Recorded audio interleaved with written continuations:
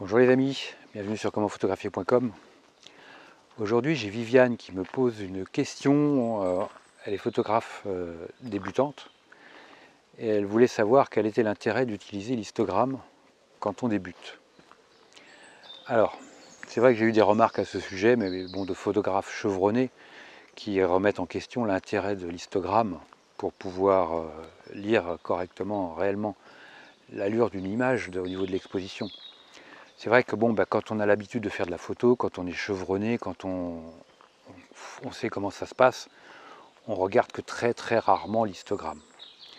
Après, quand on débute, c'est une autre paire de manches.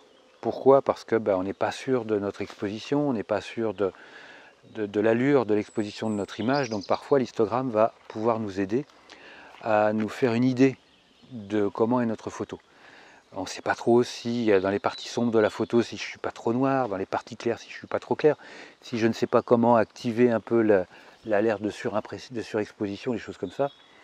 Bon, l'histogramme, c'est vrai que l'histogramme va être, si on fait du RAW, l'histogramme va être tiré d'une prévisualisation JPEG. Mais bon, mettons de côté toutes les considérations techniques et un peu chiantes pour resté à peu près, je dirais, pragmatique. Moi, c'est l'objectif, le propos, il va aux débutants. Le photographe chevronné, passe ton chemin. Ici, tu n'apprendras rien. Il n'y a rien d'intéressant pour toi ici.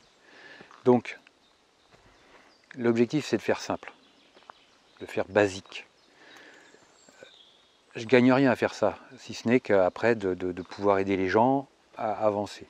Donc l'histogramme, ça va nous servir quand on a des doutes sur un ciel trop blanc, un ciel cramé, si on a des doutes sur une ombre qui risque d'être un peu trop forte, où on n'est pas sûr de notre coup.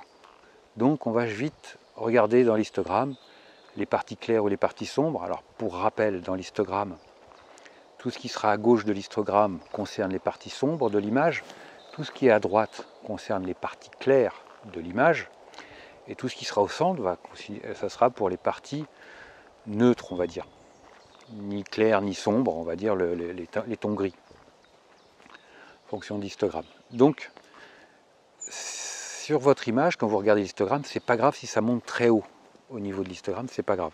C'est-à-dire que ça va vous donner un peu l'allure du nombre de pixels dans le ton donné. Si vous êtes dans les parties sombres, vous voyez que vous avez beaucoup de pixels dans la partie sombre au niveau de votre photo sur la partie gauche de l'image.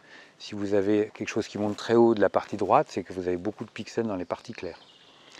Voilà, la seule chose qu'il faut bien faire attention, c'est quand l'histogramme, la courbe, vient se plaquer sur un côté ou sur l'autre.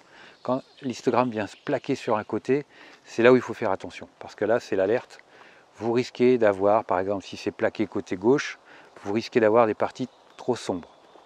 Si ça se plaque, là, ça sera encore plus grave. Si ça se plaque complètement côté droit, vous avez des parties complètement brûlées, donc vous n'aurez plus d'informations au niveau de votre image. Donc c'est là où après, il faut corriger l'exposition en fonction de ça. Mais c'est simplement, c'est un outil qui va vous donner un peu, grosso modo, l'allure générale de votre image.